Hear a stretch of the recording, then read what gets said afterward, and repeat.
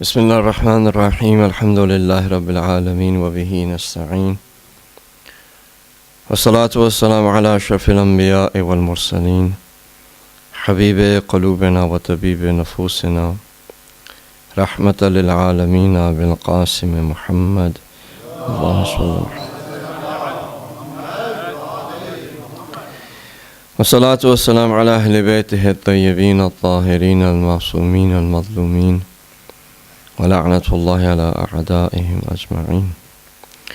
اللهم كن لوليك الحجة ابن الحسن صلواتك عليه وعلى آبائه في هذه الساعة وفي كل ساعة وليا وحافظا وقائدا وناصرا ودليلا وعينا حتى تسكنه أرضك طوعا وتمتعه فيها طويلا برحمتك يا أرحم الراحمين. اللهم صل على محمد وعلى محمد. أما بعد السلام عليكم ورحمة الله وبركاته. All praise and glory belongs to Allah, the creator of this universe, the one who has decided that out of all of his creations, one of his creation was to have the potential to become the best of creations. All the tools necessary, all the resources necessary, all the guidance that was necessary, everything that was required for that potential to be utilized to achieve that level where that creation become the representative of Allah subhanahu wa ta'ala was provided by Him. Through His complete mercy and love, it was given as a responsibility to the individuals that were chosen before they got into this world, because Allah subhanahu wa ta'ala knew that the glamour and the glitter of this world was not going to have them disobey Him or to break the promises that were made before coming here. As the Mujtaba states, those are no other than the prophets of Allah subhanahu wa ta'ala and also the successors of Allah subhanahu wa ta'ala that are representatives of Him on the face of this earth. Out of those representatives, one of them that we are going to be gathering for the next 10, 12 or 2 months or 2 months and 8 days. We're going to try to remember the lessons that the representative of Allah subhanahu wa ta'ala taught humanity. And in Karbala truly lies all that is needed for a human being to utilize the potential to become the best of creations.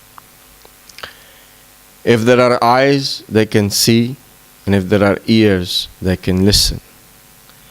And if there are hearts that can comprehend, these are days where you can utilize all that Allah subhanahu wa ta'ala has blessed you to get you to that place, what is intended for us.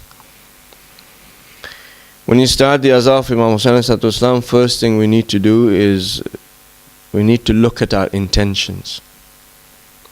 Because it is a worship, and all of the actions that are performed, the foundation is the intention. If the intentions are not right, the building is going to be built on a foundation that is not going to be that beautiful, that strong, or something to look at and be in awe of it. And the reason I'm saying that is that you can see around us that in the month of Muharram, where we're supposed to be in the morning of Imam Hasan alayhi salam, people enter into this month and they leave after 2 months and 8 days the same way as they were before. They'll end up coming to the center because the reciter is someone that they like. Or they'll have the house majlises where they are going to attend because the person has invited. If they do not go the next time they have a majlis, they're not going to come. Or the individuals will come, maybe, as far as the speakers are concerned, maybe they'll come because they want to speak in fear or greed. that they're taking the name of Imam Hussain ﷺ, but they're doing not the duty that it is theirs of the stand that Imam Hussain ﷺ took to correct what had gone wrong in the nation of his grandfather. But they will speak out of fear of certain individuals that if they do not like it, then maybe next time I won't be invited. Or they will speak in greed because they know that at the end of the 10 days their pockets are going to be full of money. And also the organizers as well, when they organize, they will be getting that individual that is going to fill the crowd. That the whole center is going to be filled because that individual happens to deliver it in a way that it is entertaining, or it's not boring. Not on the basis of what is our responsibility as the individuals who are organizing these azan of Imam Hussain ﷺ, but are we going to fill the hall or not? So when this month starts, it's a time to reflect and not to commit the same mistakes as we did last year. So when you come to the azan of Imam Hussain, it is a worship. Purify your intention. Don't attend because of a certain speaker. Don't attend who sponsored the Majlis. Don't attend because, this is our custom and tradition and we need to attend. No. Attend because you want to come to that worship by which you have the means necessary to fall madly in love with Allah subhanahu wa ta'ala. Where the epitome of the love of Allah subhanahu wa ta'ala was shown practically in Karbala. That you come here and you become brave men, where you can stand against any injustice, whether it is in your community or outside. That you become those people that Imam wanted in his army. That we don't become those that called him but left him alone. The people of Kufa that had their hearts filled with the attachment of the glitter and glamour of this world, with the comforts of this world, where the mothers did not realize by saving the sons that they were going to have the son of the holiest of all prophets, the grandson of the prophet, his neck was going to be cut and put on a spear. The wives did not understand their responsibilities. The sisters didn't. And they left that ambassador of Imam Hussain all alone. Did they not portray that they had the love for Imam Hussain? They wrote thousands of letters. They convinced Hazrat Muslim ibn Aqil, the best of an ambassador Imam Hussain chose. They convinced him that they were with him. They had tears in their eyes. They had love in their body language. They showed that they were sincere. They paid allegiance on the hand of the ambassador of Imam Hussain as being the hand of Imam Hussain. And they broke it. In Karbala, Imam Hussain did not stand against Christians and Jews. The ones who were standing against him, they called themselves as Muslims. In history, you read that a person is saying, cut his neck off quickly so that our prayers are not going to be delayed.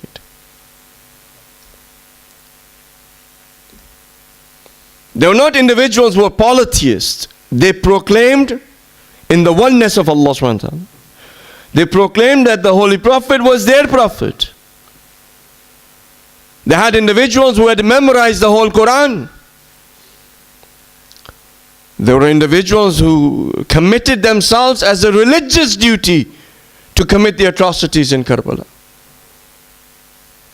They felt that they were their religious duty to cut the neck of Imam Hussain.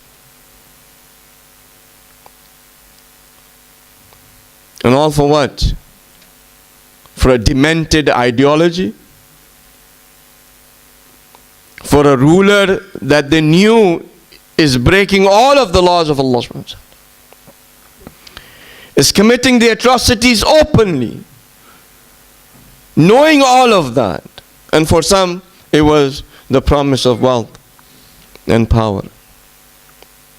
So we as individuals who are mourning Imam Hussain, this is a time to reflect. Which camp are you? Which camp am I in?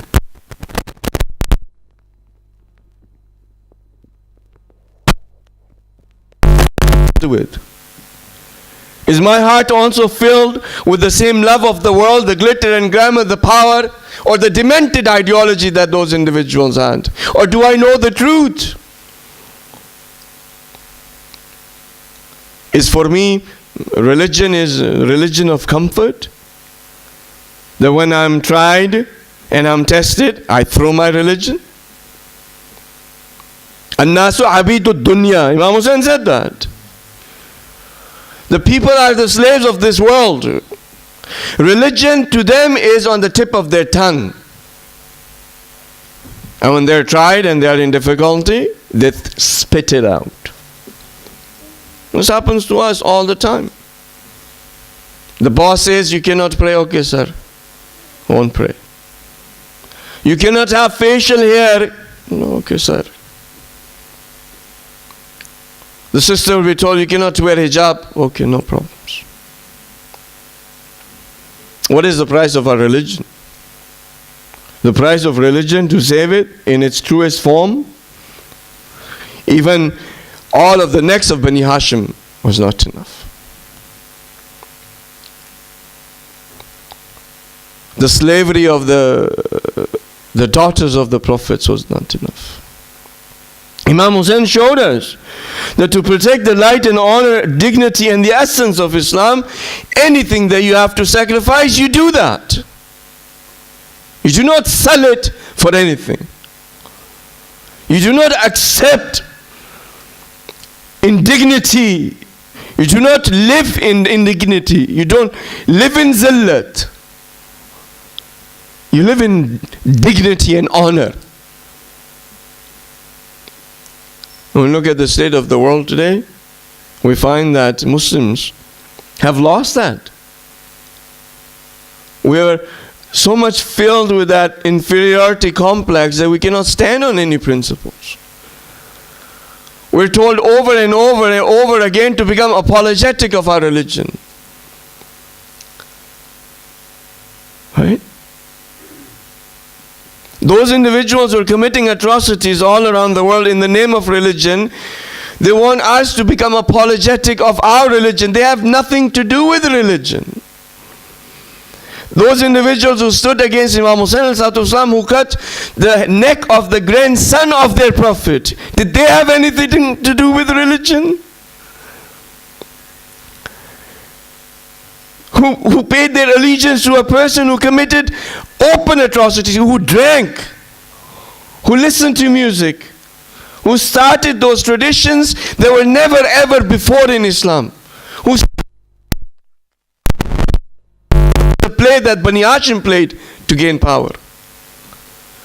Did they have anything to do with the religion? They were murderers, they were animals. They were mentally demented individuals. And we have forgotten what honor is. A person who mourns Imam Hussain, if he has lost honor, gains honor in these majlises. If he has become a coward, becomes a brave man. If he has filled the heart with the love and the glamour and the attachments of the world, it detaches itself from it.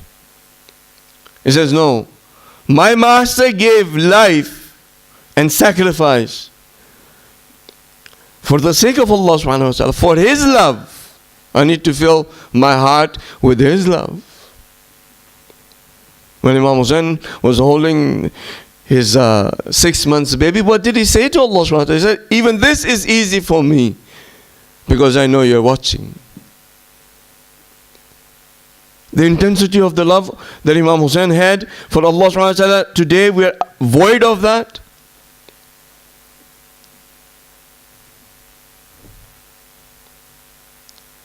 Why do we love Imam Hussein?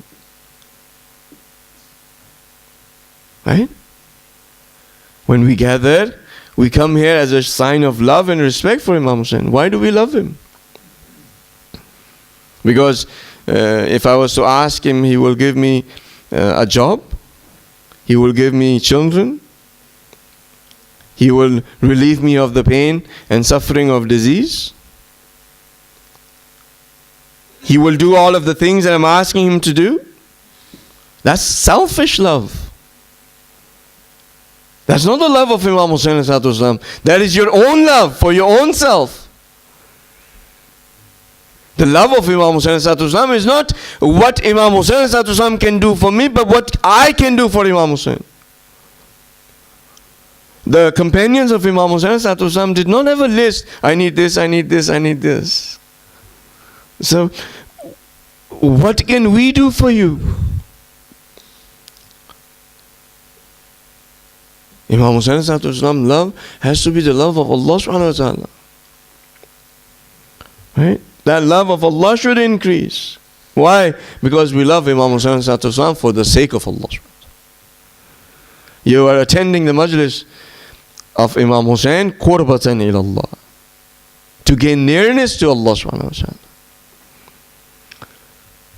If we are still loving Imam Hussain ﷺ because of our own self, then what will we do when the son of Hussein will come, where he's going to ask us for our children? He's going to ask us for our dignity and honor. He's going to ask us for our lives. The individuals who are loving Imam Hussein for their own self, they will leave him alone. Just as the individuals who left him alone for, in Kufa. We need to realize this. Yes, of course, Imam Hussain ﷺ is means to anything that you want to ask. But there has to be a level of maturity that we should reach. Mawaddat is a concept which we all have. Mawaddat is not the topic, we'll get into the topic, but today I just want to have your minds ready and your hearts ready, that today is the first day that your intention should be purified. You should know what you are here to seek for. If you just came here to seek spiritual currency, you'll get it. Right? Spiritual currency, you know what that is? Thawab. You'll get it. Allah subhanahu wa ta'ala is not bakhil, He is not, stingy, that He will hold your thawab. No, He'll give it to you. You'll get your thawab, you'll get your reward. But is this the only thing that we should get from the Majlis of Imam Hussain? This has the potential to change you from the lowest of the low and can bring you to the highest of the high. Where a person who had stopped Imam Hussain in Karbala can become hur.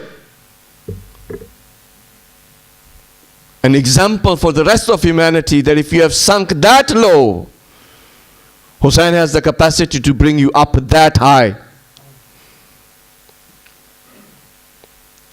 That if you've lost your way, he can get you back on the way. He's the Safinatun Najah. If you have lost reverence, if you do not know which direction you need to go, if you want to be saved, the opportunity is there. The love of Imam Hussain can get rid of all of your spiritual diseases. It's not possible for an Azadar of Imam Hussain to be spiritually sick. It's not possible. The physical disease, Imam Hussain ﷺ can cure any physical disease, right? But not anyone can cure spiritual diseases. Hazrat Isa ﷺ brought the dead back to life. Imam Hussain can bring the dead souls back to life. In Karbala is that. In Karbala, a dead soul can become alive. And what is a dead soul? The Holy Prophet has said that a person dies 3 types of death. One is the death of his body, when the soul is severed from the body. The second is the death of the soul, when the soul is severed from the remembrance of Allah subhanahu wa ta'ala. It's a dead soul. The person seems alive, but they're dead. You basically, sometimes I think of living here, or even sometimes in the centers too, that it's like a graveyard. You know, these souls are severed from the remembrance of Allah subhanahu wa ta'ala. They are so much connected to their own lowly desires that they do not even admit to the fact that there is a creator to this universe. Where everything that they have, they know that somebody must have created. But then when it comes to the universe, to the creations, oh, it was a big bang. They will not admit the fact that the phone actually became phone out of Big Bang. They will actually put the label Samsung or Apple. Somebody made it. But all of this universe with all of its complexity, they don't want to put a label that God made it. You know, it's just by chance. When the souls are disconnected from the remembrance of Allah subhanahu wa ta'ala, they're dead souls. And the third type of death is the death of the community. When the community gets severed from Amr bil Maruf wa Nahy anil Munkar, is a dead community. Regardless if they are 6 billion, 7 billion, 8 billion, 1 billion, 2 people, 10 people, 4 people. Dead.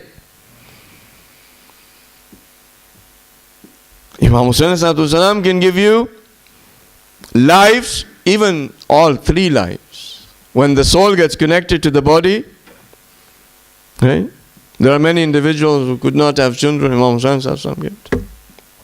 There are people at the time where the doctors have said that you will not live. Imam Hussain has given them life. I mean, the amount of people they get shifa from in Karbala, I don't know if you have heard all of the miracles, is amazing. The cancer is gone. Even I have anecdotes I can tell you. We can spend the whole time in talking about the miracles, that how Imam Hussain or Imam Masumin have given life back to people. Imam Hussain can give you the second type of life, where if your souls are disconnected from the remembrance of Allah subhanahu wa ta'ala, the azab of Imam Hussain, when you cry on the hardships and the difficulties of Karbala, your hearts get softened, which is one of the conditions for a soul to be connected to Allah. Your hearts get softened and you feel as if you are connected. That after those tears are wiped, as if everything is okay. You don't find that in the rest of the year. The amount of peace and contentment that is in front of you, you do not find that in the whole year. You have that opportunity to become alive again. And the third type of life He can also give you. Because He said, the reason why I got out of the house was not to create evil. It was not because of arrogance. It was not that I wanted to overthrow. I wanted to create fasad. It was not so that I can be an oppressor. Why did I come out of the house? Why did I take that stand? To do Amr bil Maruf wa Nahy anil Munkar. To make all of that had gone wrong in the nation of my grandfather, to correct it. To tread on the path of my father and my grandfather. Imam Hussain can teach you Amr bil Maruf wa Nahy anil Munkar. Right? We have all of these opportunities, and if we don't our intention was just for spiritual currency, yeah, you get that and you go home. It was because you wanted to listen to a particular speaker, yeah, you got that, you listen to him, you go home. If you wanted because somebody had sponsored the Majlis and you wanted to come attend it, because, to keep your face, yeah, you'll get that.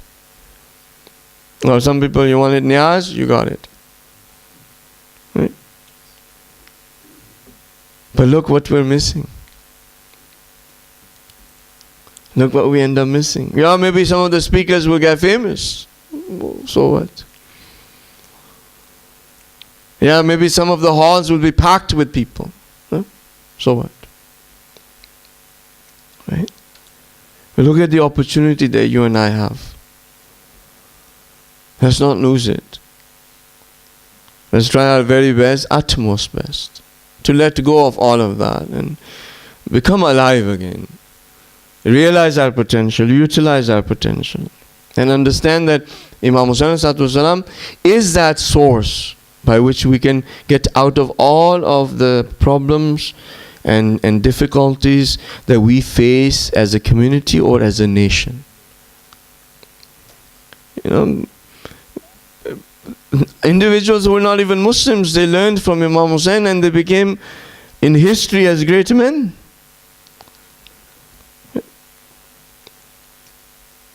No? And when we talk about those individuals, we're like, oh, look at that. We're kind of so proud. Look, my son, Gandhi said this. Look, this person said this. Yeah, okay. What about you? What about me? We have the first right. From humanity, we have the first right to be able to change ourselves and to learn from the sacrifice of Imam Husayn. We have the first right because we say that he's our master. And we are in love with him. So, inshallah, that your intentions will be purified, and you also pray for me that my intentions are purified, that we do not gather here for any of the reasons maybe that we have been doing it for year in and year out, but this year it would be something where we can reflect, we can become thankful to Allah subhanahu wa ta'ala, we can mourn Imam Husayn as it is his right, and by getting that we can become alive again in our spirit, get connected to Allah subhanahu wa ta'ala, and as a community get connected to Amr bil Maruf wa Nahi Anil Munkar, which was the main purpose of Imam Husayn, and correct what has gone wrong in us. And there are many things that have gone wrong in us. Since today is just the introduction part, like for us who believe in Imam Husayn, we should not be performing those actions that are somebody is going to look at it and say that these are, actions of a lowly person. That even animals won't do that. Or the tribes in for example, Australia or Pekingese, or the tribes that nobody has ever reached them, that even they will not do it. You have in UK, we hear about these horror stories that people are drinking blood of animals. That they're prostrating in front of animals.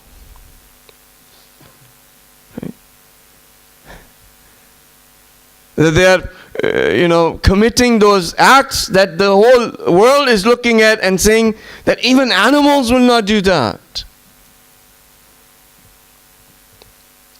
In the name of what? Imam Husayn. They're cutting down the roots of Tawheed. In the name of what? The Majlis of Imam Husayn. I was at a place, I got a note, and in that note, Maulanas, when they are over time or something, they'll give them a note. So I got this note, and the note said, I'll say it in Urdu and I'll translate for you in English. The note said, Brai Mehrbani, नमाज की अहमियत और अली अल्लाह नहीं है, अच्छे तरीके से अच्छे अंदाज से बयान करें. The note said that, kindly explain the importance of namaz and that Imam Ali ﷺ is not God in a good way.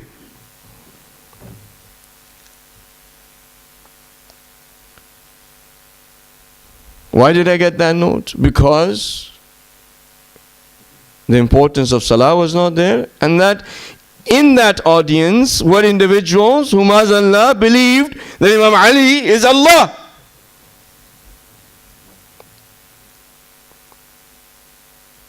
And it's just ridiculous that Imam Hussein, the grandson of Rasulullah, the person who brought Tawheed to humanity, where he gave the whole religion. If you were to take the religion and compress it, you would get Tawheed. You expand it, you get Islam. Those individuals who believe in him, today we have to try to explain to them that a creation of Allah cannot be God. How more simple can that be?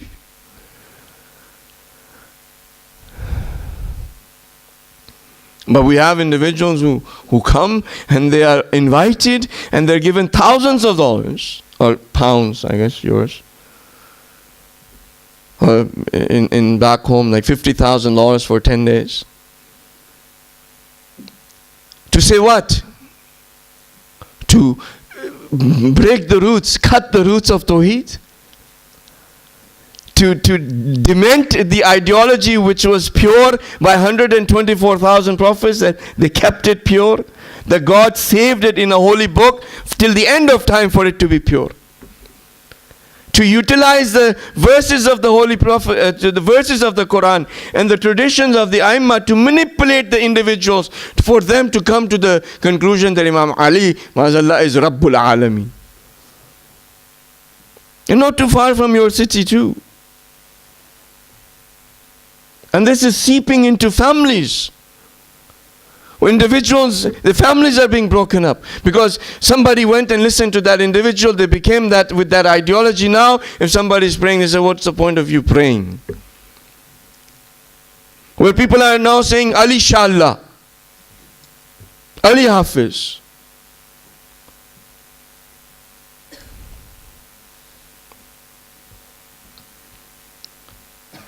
And what? In the name of Imam Hussein? On the holy mimbar of the Holy Prophet?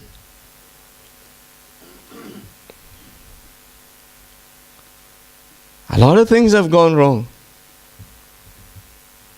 We should not even be having this somebody who submits to the will of Allah subhanahu wa ta'ala. Someone who understands that Imam Ali alayhi salatu wasalam is Amirul Mu'mineen, is Mawlai Mawahideen. That he said to you, that the greatest honor that I have is that I am his slave and he is my master. The one, Imam Sajjad is looking at he had this book that he had that had the worship of Imam Ali ﷺ, how much worship he used to do. He put the book down, he said, who can do worship like Ali? Sayyidul Sajideen, Zainul Abidin is saying that.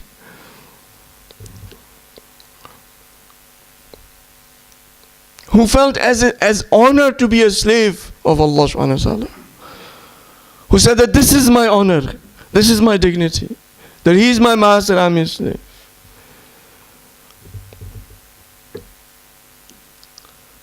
So my brothers, my sisters, these are the facts.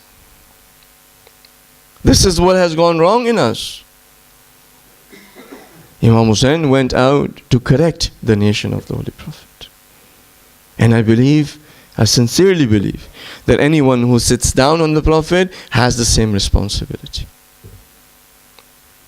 And the individuals who know the right path, it is also their responsibility to make sure that this disease, these type of things and ideology is taken out. That we can purify that ideology for which Imam Hussein sacrificed himself. If he was alive today, and if he was to listen to what I just said, how would he feel?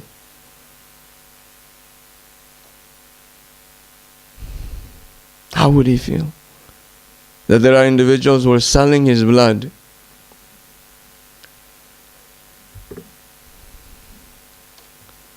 The individuals in his name are cutting the roots of Tawheed, are getting people to become against namaz, or namaz against matam, matam against namaz, creating the environment where people are labeling each other. Oh, you are muqassir, you are mutahajjir, you are shahabi, you are inqalabi, you are valaiti, you are this, you are that. Where four people cannot be together. When on the azah of Imam Hussain, some people get dasto girban, they fight with each other physically. There's a center where they had a fight, so the police came, and this is a few last words. And the woman came in the center with the shoes, and the individual there said, please take your shoes off, it's a place of worship. And this Christian woman told the ones who proclaimed to be the Shias of Imam Ali, she said to them, you should know that this is a place of worship, that you should not have fought. A Christian woman is telling the individuals who call themselves as the Shia of Imam Ali or Imam Hussain the dignity of the first Azah, of the place of mourning. The companions of Imam Hussain did not sacrifice themselves for this day.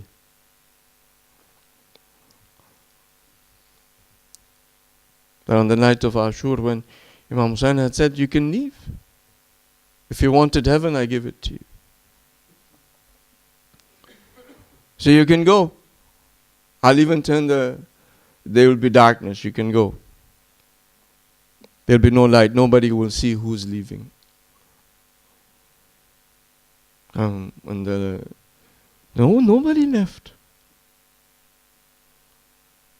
Nobody left. Because they found the responsibility that to be with Imam Hussain is heaven. To stand on the principles that Imam Hussain is standing is our success. The friend of Imam Hussain is my friend, and the enemy of Imam Hussain is my enemy, even if that person happens to be my relative. Even my blood brother, if he's against the principles of Imam Hussain, is my enemy. They did not leave. And then during that night, Bibi Zainab asked Imam Hussain, have you tested your companions? Tomorrow is a big day. And when Imam Hussain comes out of the tent, his companions were standing with the swords on their necks. Said, Mawla, our master, what have we done that the princess has to say this? That the daughter of the Prophet has to say this. If you want right now, we can take our necks off. Did they give their lives for this?